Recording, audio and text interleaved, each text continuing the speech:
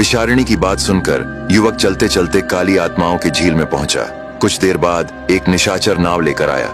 युवक उस पर सवार होकर आगे की यात्रा पर निकल पड़ा। थोड़ी ही देर में एक कौवा उड़ता हुआ आया। पिशाच ने उसे अपनी एक आंख दे दी और कौवा उसे लेकर उड़ गया। तभी अचानक झील का पानी चीरती हुई एक विशालकाय अंध्यकरणी ऊपर निकली।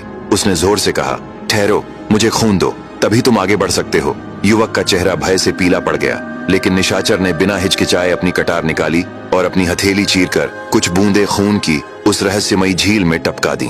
देखते ही देखते पानी लाल रक्त में बदल गया। अंध्यकरणी ने वह रक्त पिया और संतुष्ट होकर फिर झील में समा गई।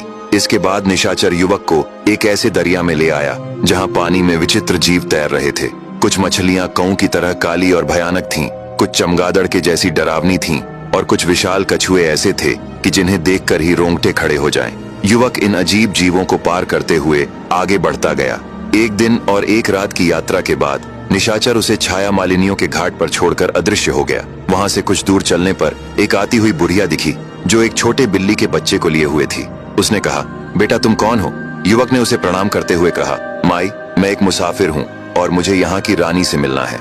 बुढ़िया बोली, बेटा मैं तुम्हारी जरूर मदद करूंगी, बल्कि मैं तुम्हें रानी तक ले जाऊंगी, पर जरा इस बिल्ली के बच्चे को थोड़ी देर संभाल लो, मैं नीचे के झरने से पानी पीकर आती हूँ। युवक ने उस नन्हे बिलाव शावक को करुणा सहित उठाया और उसे अपनी हथेलियों में थाम कर स्नेह से सहलाने लगा। तभी अचानक बारिश होने लगी। जैसे ही बारिश की पहली बूंद उस बिल्ली के बच्चे पर पड़ी, मानो कोई श्राप जाग गई हो। उसकी त्वचा पर काले धुएं की पतली सी परत उठी। कुछ ही क्षणों में उसका चेहरा विकृत होने लगा, आंखें लाल, दांत बाहर निकल आई और उसकी आवाज राक्षसी गुर्राहट में बदल गई। युवक यह देखकर हैरान रह गया। राक्षसी बिल्ली ने उस पर हमला कर दिया। युवक ने साहस करके उससे लड़ाई की, पर जब लगा कि वह हार जाएगा तो वह जान बचाकर भागने लगा।